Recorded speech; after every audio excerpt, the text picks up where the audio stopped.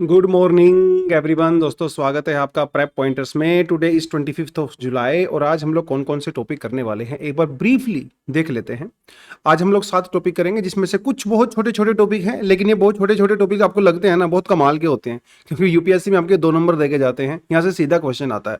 तो हेमा कमेटी के बारे में थोड़ा सा बात करेंगे। छोटा सा टॉपिक है, लेकिन कई बार एग्जाम में वो मैच द फॉलोइंग में आपको कमिटीज के नाम वगैरह पूछ लेता है, तो उस कॉन्सेप्ट के हिसाब से आपको उसको याद रखना है। Gandhi Sagar wild life sanctuary के बारे में थोड़ा सा बात करेंगे, क्योंकि चीताज को अभी हम लोग दूसरी जगह पे शिफ्ट कर सकते हैं, मतलब कुछ चीताज को, तो एक अल्टरनेटिव के तौर पे हम लोग देख रहे हैं। उसके अलावा बन्नी ग्रासलैंड से ऑलरेडी यूपीएससी में पहले सवाल आ चुका है, दोबारा से इसको हम लोग पढ़ने वाले हैं। कैटामाइन के बारे में बात करेंगे, ये एक तरह का बड़ा मैजिकल ड्रग है, दवाई है, उसका यूज के बारे में बात करेंगे। उसके अलावा टाइफून गेमी जो कि ताइवान के अंदर आया है, तो उसके बारे में बात करेंगे। ट्रॉपिकल साइक्लोन है, इसके बारे में हल्का सा बात कर सकते हैं।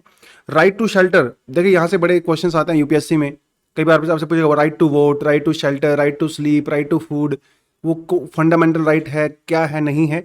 यहाँ से हम बात करेंगे राइट टू शेल्टर के बारे में। सुप्रीम कोर्ट ने अभी इसके ऊपर रिसेंटली बड़ा शानदार सा जजमेंट दिया है। उसके अलावा संगमेश्वर टेम्पल के बारे में बात करेंगे आर्ट एंड वाले सेक्शन से, और क्योंकि ये भी न्यूज़ में है तो इसको बारे में हम लोग बात करने वाले हैं। चलिए सीधा करते हैं काम की बात और बढ़ते हैं सीधा पहले टॉपिक पे। आर्टिकल बहुत छोटा सा है, लेकिन सीधा एग्जाम में क्वेश्चंस आते हैं। आपसे सीधा पूछेगा भैया हेमा कमेटी न्यूज में थी, it is related to which of the following incidents, ऐसे आपको याद रखना है। देखिए बात ना कुछ साल पहले की है, 2017 की बात है। एक मलयालम एक्ट्रेस थी और जिसके साथ एक्सप्लॉयटेशन हुआ था, उसका सेक्सुअल अब्यूज हुआ था। उस समय केरला की सरकार ने एक कमेटी बनाई थी जिसे हेमा कमेटी कहते हैं, जिसका काम यही था कि जो मलयालम फिल्म इंडस्ट्री है उसमें महिलाओं का, वीमेन का, उसमें क्या स्टेटस है बेसिकली, ठीक है, उनके साथ एक्सप्लॉयटेशन होता है नहीं होता है, वो हार्डशिप क्या फेस करती हैं मलयालम फिल्म इंडस्ट्री में, उसके बारे में था ये। और 2019 में इस रिपोर्ट को सबमिट कर दिया गया था हेमा कमेटी के द्वारा। अभी 5 साल के बाद उस कमेटी को बेसिकली पब्लिक किया गया है।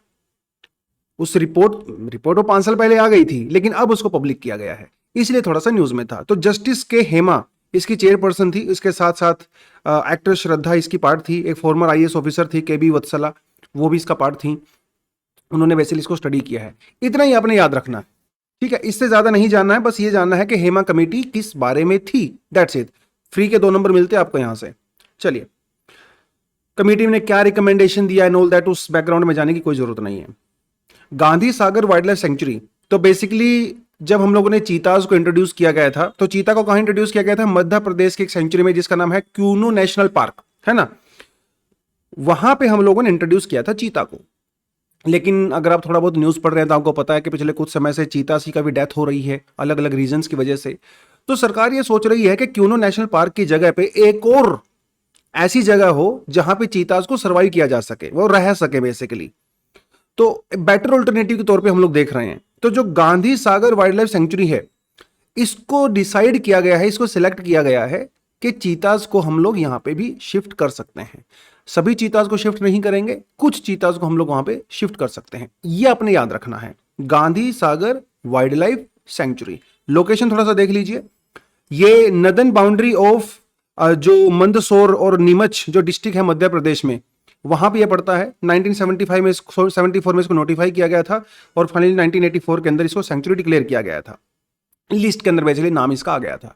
यहाँ पे गांधी सागर डैम भी बनता है, तो याद रखना है जो गांधी सागर डैम है वो यहीं पे बना हुआ है, जो कि 1960s के अंदर बना था।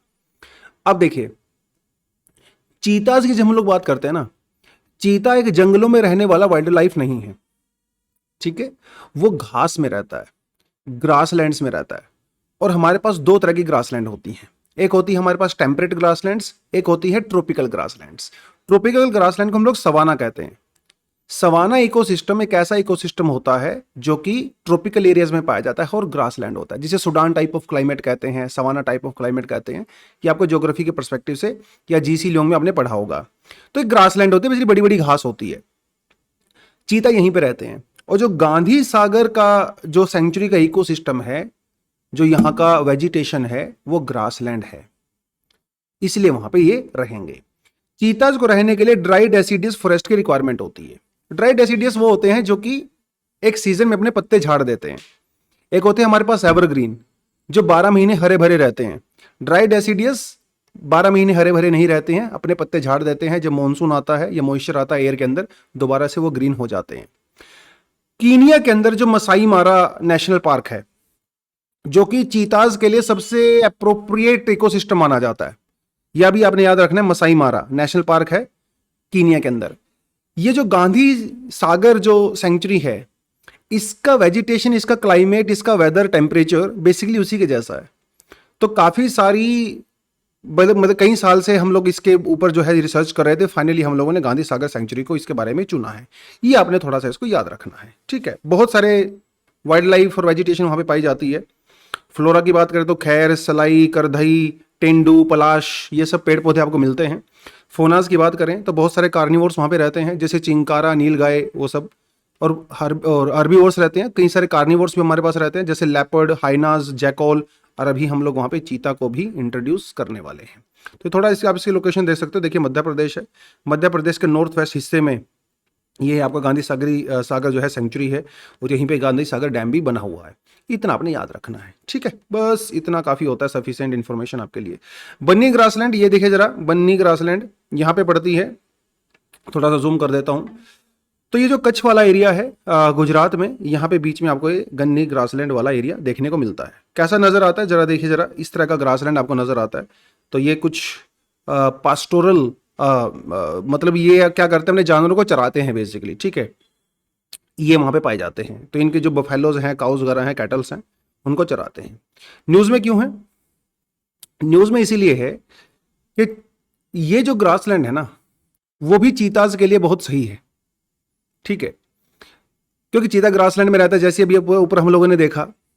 तो इस बन्नी ग्रासलैंड को सिलेक्ट किया गया है चीताज की ब्रीडिंग के लिए। देखिए चीताज यहाँ पे परमानेंट रहने वाले नहीं है, उनकी सिर्फ ब्रीडिंग किया जाएगा। एक बार ब्रीडिंग करने के बाद जब वो अच्छे खासे अडल्ट हो जाएंगे तो उनको दोबारा से जंगल में छोड़ दिया जाएगा, या तो क्यों ना नेशनल पार्क में छोड़ दिया जाएगा, या फिर जो आपका गांधीनगर सेंचुरी में छोड़ दिया जाएगा। तो ये ब्रीडिंग पर्पस के लिए बन्नी ग्रासलैंड को बेसिकली सिलेक्ट किया गया है in the run of Kutch. याद रहेगा किस लिए? चीताज की ब्रीडिंग के लिए। कहां पे? रन ऑफ कच्छ में। एक पर्टिकुलर टाइप ऑफ ग्रासलैंड होती है जिसे बन्नी ग्रासलैंड कहते हैं। यूपीएससी में यहां से प्रीवियस ईयर में क्वेश्चन ऑलरेडी आ चुका है। यह एशिया की सबसे बड़ी ग्रासलैंड है, इसे बन्नी ग्रासलैंड कहते हैं। बन्नी ग्रासलैंड बेसिकली दो इकोसिस्टम से मिलकर बना है, वेटलैंड्स और ग्रासलैंड, ठीक है। जब बारिश ज्यादा होती है मॉनसून, तो ये वेटलैंड इकोसिस्टम हो जाता है। मॉनसून के बाद में यहाँ पे ग्रासलैंड इकोसिस्टम डेवलप हो जाता है। ये आपने याद रखना है। एक पर्टिकुलर टाइप की ग्रास यहाँ पे पाई जाती है, ये साइंटिफिक नेम है इसका। अब ये जरूरी नहीं आपको याद करना, अगर कर सकते हो तो कर लेना, अदरवाइज जरूरी नहीं है। बस इतना याद रखना है कि बन्नी ग्रासलैंड गुजरात में है, रण ऑफ कच्छ में पाई जाती है। दो इकोसिस्टम का मिक्सचर होता है, वेटलैंड और ग्रासलैंड। इतना याद रखोगे आपके लिए बहुत सफिशिएंट है। अभी क्या हुआ देखिए जरा, पिछले कुछ समय में हमने इसको अपडेट किया है। जो बन्नी ग्रासलैंड है उसके पास में एक और ग्रासलैंड छोटी सी पाई जाती थी, जिसे बोलते थे छारी ढांड कंजर्वेशन रिजर्व। इसको भी हम लोगों ने बन्नी ग्रासलैंड के अंदर जो है वो ऐड कर दिया है। सो पहले इसका एरिया कुछ और हुआ करता, तब इसका एरिया इंक्रीज हो गया। वो इंपॉर्टेंट नहीं है, ये एरिया आपको रट्टा मारने की जरूरत नहीं है, सिर्फ ये याद रख लेना, छारी ढांड कंजर्वेशन रिजर्व। पूछेगा आपसे कहां पे पाया जाता है भाई, ये रण ऑफ कच्छ में पाया जाता है, गुजरात में पाया जाता है। इतना आपको याद रखना है, ठीक है। अलग अलग टाइप की ग्रास यहाँ पे पाई जाती है, नीलगाय, चिंकारा, ब्लैक वॉक वगैरह सब आपको यहाँ पे देखने को मिलेगा। और यहाँ पे एक पर्टिकुलर टाइप की कम्युनिटी पाई जाती है जिसे मलधारी कम्युनिटी कहते हैं। ये भी आपने याद रखना है। मलधारी कम्युनिटी यहाँ पे बहुत सालों से रहती है। तो उनके जो कैटल्स होते हैं बेसिकली कि उनको चराने के लिए, रेयरिंग करने के लिए पास्टोरलिस्ट कम्युनिटी होती हैं, ठीक है। मतलब ये गाँव में रहते हैं प्रॉपरली, लेकिन अपने कैटल्स को एज ए ग्रास में चराते रहते हैं, ठीक है। एक स्पेशल बफेलो यहाँ पे पाई जाती है जिसे बनी बफेलो कहते हैं, और ये बड़ी फेमस है क्योंकि ये बहुत ज़्यादा मिल्क देती है। लेकिन हुआ ये कि 1960s में इस ग्रासलैंड के अंदर एक स्पीसीज़ को इंट्रोड्यूस किया गया था जिसे हम लोग जूली फ्लोरा कहते हैं, प्रोस्पोसी जूली फ्लोरा। ये एक इन्वेजिव स्पीसी है, साउथ अमेरिका वगैरह से लाके इसको यहाँ पे इंट्रोड्यूस कर दिया गया। लेकिन आज ये बहुत बड़ी समस्या यहाँ पे क्रिएट कर रहा है, और वहाँ की जो लोकल कम्युनिटी हैं, जो मलधारी कम्युनिटी हैं, वो एक मूवमेंट भी चला रही है बेसिकली कि ये जो एक्सटर्नल जो इन्वेजिव स्पीसी है इसको यहाँ से हटा दिया जाए। और भी कई सारी दिक्कतें हैं यहाँ पे, कुछ डैम्स वगैरह बना दिए गए हैं रिवर्स पे, जिसकी वजह से सिल्टेशन यहाँ पे बहुत हो रहा है और सोल्ट का कंटेंट यहाँ पे बढ़ गया है, ठीक है, क्योंकि ग्राउंड वाटर यहाँ पे कम होता जा रहा है। और जो थोड़ा बहुत ग्राउंड वाटर है उसके अंदर सोल्ट वो ऐड हो रहा है, बिकॉज रिवर्स में जो डैम्स बने हैं उसकी वजह से फ्लो रुक गया है। एक सबसे बड़ी प्रॉब्लम यहाँ पे ये नजर आती है। उसके अलावा जो इन्वेजिव स्पीसी है प्रोस्पिस जूलीफ्लोरा, ये भी जो लोकल ग्रास है उसको डिस्ट्रॉय कर रहा है। तो ये 2-3 चीज़ें आपने याद रखनी है। बन्नी ग्रासलैंड कहाँ है, इसकी स्पेशलिटी क्या है, क्यों न्यूज़ में है, थोड़ा बहुत वेजिटेशन आप इसके बारे में याद रखोगे। ये 3-4 इन्फॉर्मेशन काफ़ी है। यूपीएससी में ऑलरेडी यहाँ से सवाल आ चुका है। मलधारी कम्युनिटी याद कर सकते हो। थोड़ा आगे बढ़ें, नेक्स्ट जो टॉपिक आता है वो है कैटामाइन के बारे में। तो कैटामाइन एक ना एनेस्थेटिक एक ड्रग है, बेसिकली एनेस्थीसिया देने के लिए यूज किया जाता है। एनेस्थीसिया अगर बताना चलूँ आपको क्या होता है, जब किसी का ऑपरेशन होता है तो डॉक्टर क्या करता है, आपको इंजेक्शन देता है। उस इंजेक्शन के बाद आपको फीलिंग आनी बंद हो जाती है और आपका जो वो बॉडी पार्ट है वो सुन्न हो जाता है, राइट, फीलिंग्स सेंसेशन बंद हो जाते हैं, उसे एनेस्थीसिया कहते हैं। तो ये जो कैटामाइन ड्रग है वो एनेस्थीसिया के लिए यूज की जाती थी बहुत पुराने समय से, 1960s से। लेकिन अभी एक बड़ा इंपॉर्टेंट प्रॉपर्टी पता चली है इस दवाई की, वो ये है कि इसकी वजह से जो डिप्रेशन है वो भी कम हो सकता है। हमारे ब्रेन के अंदर जो एनएमडीए जो रिसेप्टर्स होते हैं, ये उनको कम कर देता है, रिसेप्टर्स को। और ये वो रिसेप्टर्स होते हैं जो कि जिसकी वजह से मेमोरी लॉस वगैरह होता है, ठीक है। तो जब आप एक आदमी की एज हो जाती है, वो चीजें भूलने लगता है, कंफ्यूजन होने लगता है, कई बार आदमी डिप्रेशन में चले जाते हैं तो उनको सुसाइडल थॉट्स आते हैं, ठीक है। उस चीज को एड्रेस करने के लिए भी कैटामाइन का यूज किया जा सकता है।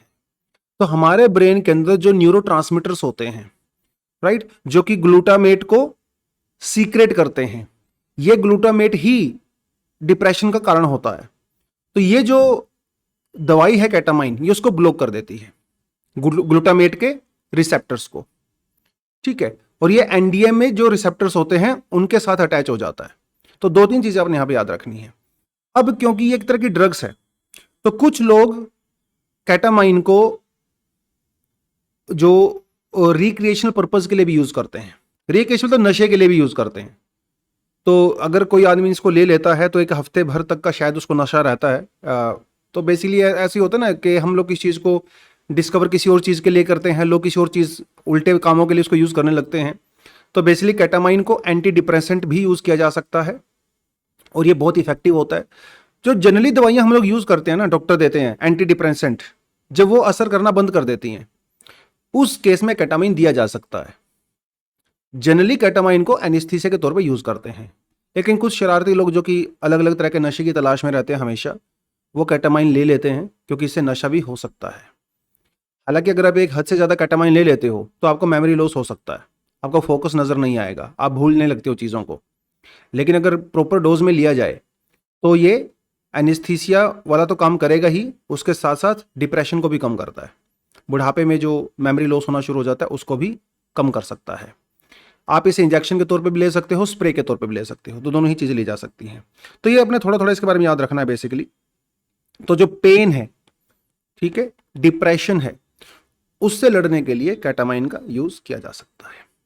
इससे ज्यादा इंफॉर्मेशन की रिक्वायरमेंट आपको है नहीं। चलिए एक टाइफून के बारे में बात करते हैं। टाइफून गेमी, ये एक ट्रॉपिकल साइक्लोन है। ट्रॉपिकल साइक्लोन के अलग अलग जगह पे अलग अलग नाम होते हैं। जैसे इंडिया में सिंपली इसको ट्रॉपिकल साइक्लोन कहा जाता है। अगर आप थोड़ा कैरिबियन आइलैंड्स की तरफ चले जाओ तो वहां इसको हरिकेन कहते हैं। अगर आप साउथ चाइना सी की तरफ चले जाएं तो वहां पे इसको टाइफून कहते हैं।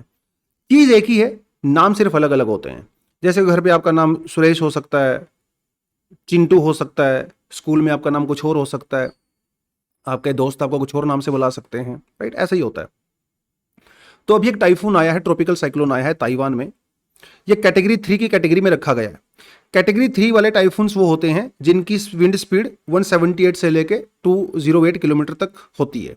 तो काफी ज्यादा खतरनाक होता है बेसिकली, ये विंड स्पीड बहुत ज्यादा होती है। उसकी वजह से ताइवान में बहुत लार्ज स्केल डिस्ट्रक्शन देखा गया। बिल्डिंग्स वहां पे गिर गई, डैम्स वगैरह थे वो वहां पे टूट गए, फ्लड्स आ गया, कई सारे लोगों की डेथ भी हो गई। और सिर्फ ताइवान में नहीं, फिलीपींस में भी इसका असर देखने को मिला है। तो ये कैटेगरी 3 की वैरायटी का है, अपने याद रखना है। ट्रॉपिकल साइक्लोन क्या होते हैं, यू नो वेरी वेल।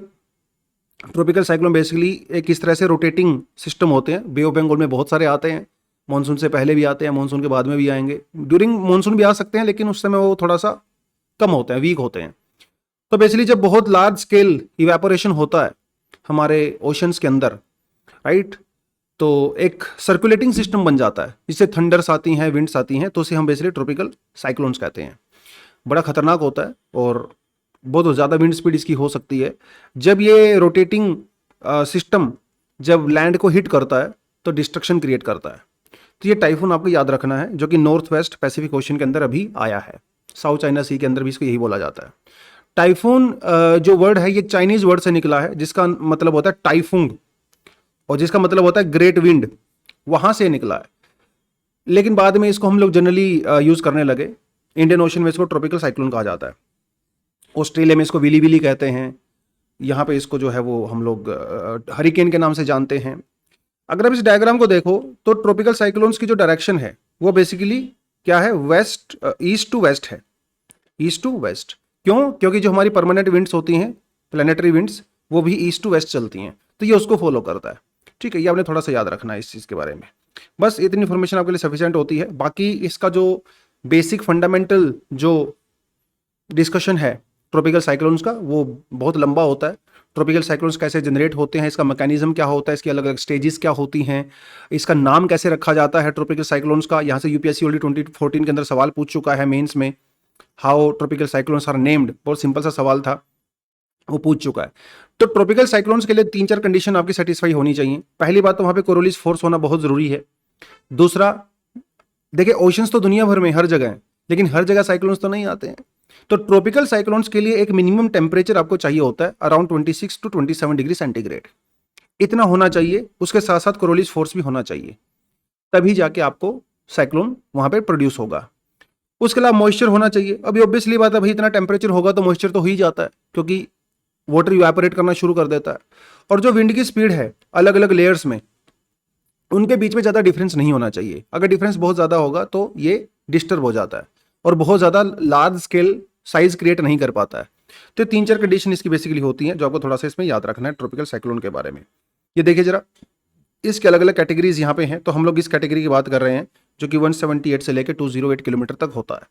तो ये जिस तरह का डैमेज क्रिएट करती हैं, ये आपको ज़्यादा याद नहीं रखना, ये मेंस वाले सेक्शन में चला जाता है। और ये जो डैमेज क्रिएट करते हैं उसका सोल्यूशन क्या है, कैसे हम उसको कम कर सकते हैं, ये आपका डिजास्टर मैनेजमेंट वाले चैप्टर से आता है। तो उसको हम लोग प्रीलिम्स के पर्सपेक्टिव से नहीं पढ़ेंगे, मेंस के पर्सपेक्टिव से पढ़ना पड़ता है उसको। ठीक, चलिए आगे बढ़े। राइट टू शेल्टर इंपॉर्टेंट है, और न्यूज़ में क्यों था, हल्द्वानी की न्यूज़ है बेसिकली। और हल्द्वानी में क्या हुआ, बहुत बड़ा लैंड एरिया था जो कि रेलवे का एरिया था, ठीक है, लेकिन यहाँ पे कुछ लोगों ने इलीगली यहाँ पे रहने लगे और वो कई साल से वहाँ पे रह रहे हैं। और अभी एक रेलवे का प्रोजेक्ट आया था जिसमें रेलवे लाइन को थोड़ा सा ब्रॉड करना था, नई रेलवे लाइन वहाँ पे एस्टेब्लिश करनी थी। तो हुआ ये, जब रेलवे डिपार्टमेंट ने उनको पूछा कि भाई आप यहाँ से हट जाइए, ये इलीगल है, तो उसको लेके वहाँ पे काफ़ी ज़्यादा कम्युनल राइट्स भी हुए थे अभी थोड़े समय पहले हल्द्वानी में। तो मामला पहुंचा सुप्रीम कोर्ट। अब सुप्रीम कोर्ट को यह डिसाइड करना है कि किस चीज़ को प्रायोरिटी देना है। ज़मीन तो रेलवे की है, लेकिन लोग वहाँ पे रह रहे हैं, तो ये बैलेंस क्रिएट करना है between the rights of people and rights of government और the land rights of the railways, ये डिसाइड करना है। अब उसके लिए सुप्रीम कोर्ट ने अभी कल एक वर्डिक्ट आया है, जिसमें सुप्रीम कोर्ट ने कहा है भाई देखिए, हमें बैलेंस बनाना पड़ेगा रेलवे इंफ्रास्ट्रक्चर डेवलपमेंट के बारे में और लोगों के फंडामेंटल राइट के बारे में, क्योंकि राइट टू शेल्टर एक फंडामेंटल राइट है। आप 50,000 लोगों को यह नहीं बोल सकते कि आप यहां से चले जाइए, कहां जाएं हमें नहीं पता, क्योंकि अब हो सकता है और है कि वो इलीगल जगह पे रह रहे हैं, नो डाउट, लेकिन आप उनको ये तो नहीं कह सकते पीछे 30-40 साल से वहां पे रह रहे हैं कि अब जाओ तुम भाड़ में जाओ, यहां पे रेलवे लाइन बनेगी।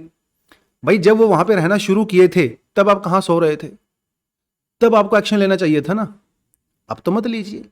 अब अगर लेना ही है तो उनको कंपनसेशन दीजिए या फिर उनको कहीं और रहने का अरेंजमेंट करिए। तो सुप्रीम कोर्ट ने कहा है कि दोनों के बीच में यहां पे बैलेंस होना बहुत जरूरी है, क्योंकि आर्टिकल 21 कहता है राइट टू लाइफ और एंड लिबर्टी, और इसी के अंदर में आता है राइट टू शेल्टर। तो रूथलेस तरीके से गवर्नमेंट किसी को भी उसकी जगह से हटा नहीं सकती। हो सकता है वो लीगल जगह पे रह रहा हो पर्सन, वो फैमिली रह रही हो, लेकिन आप उसे ऐसे नहीं हटा सकते।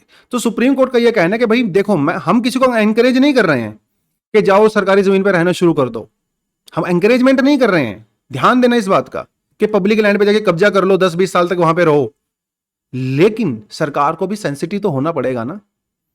आप किसी को ओवरनाइट नहीं निकाल सकते, क्योंकि उनकी फैमिलीज वहां पे कई सालों से रह रही हैं। और ऐसे पहले भी कई केस आ चुके हैं। 1996 के अंदर एक ऐसा ही केस आया था जब सुप्रीम कोर्ट ने कहा था कि right to shelter is a fundamental right under article 21। ऐसा ही केस 1985 के अंदर भी आया था। उस समय भी सुप्रीम कोर्ट ने यही कहा था कि राइट टू हाउसिंग और राइट टू लाइवलीहुड, ये दोनों ही आर्टिकल 21 के अंदर में आते हैं, जो कि हमारा फंडामेंटल राइट है।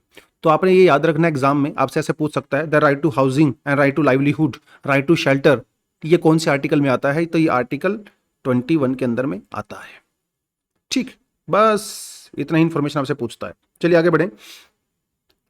संगमेश्वरा टेम्पल, ये देखिए जरा, टेम्पल आपको नजर नहीं आ रहा होगा, टेम्पल का टॉप आपको नजर आ रहा है, क्योंकि ये टेम्पल अभी वाटर के अंदर सबमर्ज हो गया है।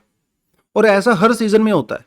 मॉनसून के सीजन में ये टेम्पल डूब जाता है, मॉनसून के टेम्पल में ये दोबारा से वापस बाहर आ जाता है।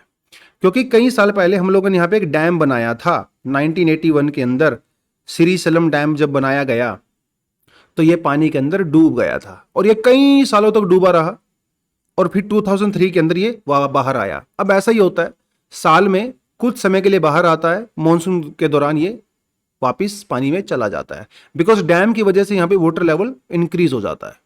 ये आपने याद रखना है। क्या नाम है टेम्पल का? संगमेश्वर टेम्पल। कहां पे है? आंध्र प्रदेश में है। कहां पे? नंदियाल डिस्ट्रिक्ट के अंदर है। ये टेम्पल बेसिकली सेवाइट श्राइन है, तो शिवजी जी को जो है ये के लिए जो है वो बनाया गया है। इसके अंदर जो शिवलिंग है वो वुडन का बना हुआ है, और ऐसा माना जाता है कि जो धृतराष्ट्र कह रहा हूँ, जो पांडवों के बड़े भाई थे, ठीक है, उनके जिन्हें धर्मराज भी कहते हैं, उनके द्वारा ये बनवाया गया था। बाद में इसमें और काम होते रहे, और कई सारे किंग्स जो बाद में आए चालुक्य डायनेस्टी से, उन्होंने इसको बनाया। और ये जो टेम्पल है बेसिकली वो नगरा स्टाइल पे बना हुआ है। ठीक है, ये आपने याद रखना है। नगरा स्टाइल टेम्पल्स, ज़्यादातर नॉर्थ इंडियन जो टेम्पल्स हैं उनके बेसिस पे उसको नगरा स्टाइल बोलते हैं। थोड़ा दिखा देता हूँ, ये देखिए जरा, ये नगरा स्टाइल का स्टाइल होता है। इसमें बेसिकली जो सैंक्टम होता है, जो गर्भगृह होता है, उसके ऊपर सबसे बड़ा डोम बनाया जाता है, बाकी सब छोटे होते हैं।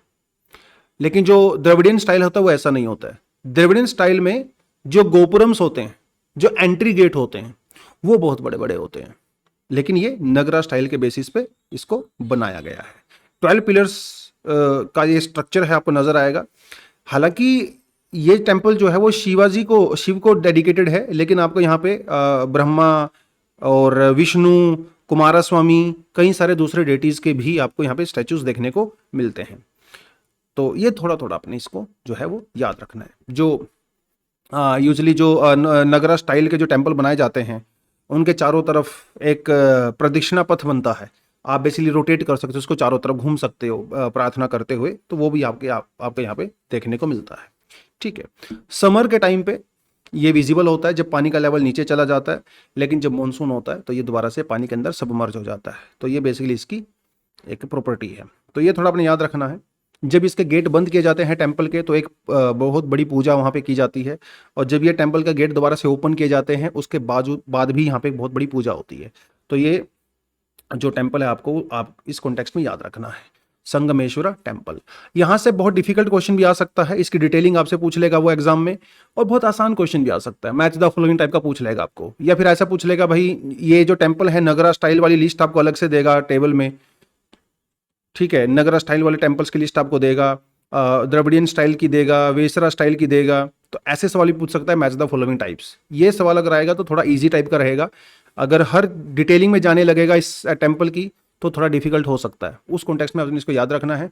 किस डेटी को ये डेडिकेट किया गया है, कौन से किंग्स ने इसको बनाया था, ये मैंने आपको बताया था, चालुक्य जो फैमिली है डायनेस्टी, उसने इसको बनाया था। 740 के अंदर इसको कंस्ट्रक्ट किया गया था। हालांकि बाद में जो किंग्स रहे वो भी इसको थोड़ा थोड़ा अपग्रेड करते रहे over a period of time. और ये थोड़ी थोड़ी डिटेलिंग आपने मिसिंग लिस्ट के बारे में याद रखनी है। चलिए, तो आज की सभा, आज की क्लास यहीं पे समाप्त करते हैं। 6-7 टॉपिक हम लोगों ने किए, छोटे छोटे टॉपिक थे, लेकिन एग्जाम में 2 नंबर आपको यहाँ से फ्री में मिल जाते हैं। चलिए, thank you very much, all the best, जय हिंद।